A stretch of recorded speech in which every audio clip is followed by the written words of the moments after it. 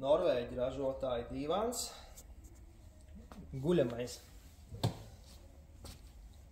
Viņš nebūs ļoti mīksts, arī nav īpaši ciets. Šim divānam ir atsperu bloks gan sežamajā, gan muguras daļā.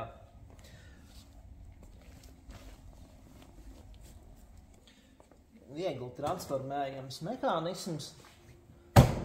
Un kas ir liels retums, šeit ir redzams, ka divānam ir šāds te metāla rāmis, ja, kas ir diezgan reti, vismaz skandināvu ražotājiem. Tātad muguriņu mēs noliecam un būs ļoti kvalitatīvs divāns arī biežai ikdienas gulēšanai. Vienīgais mīnus šim divānam ir tas, ka viņam nav savas veļas kastes. Savukārt pluss ir tas, ka divāns ir uz augstām metāla kājām un apakša ir brīva.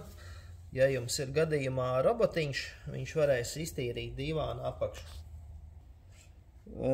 Divānam ir interesants šis te nošuves elements, kas piedod tādu kā odziņu. Un jūs varat izvēlēties atbilstošu audumu faktūru, krāsu savam interjeram.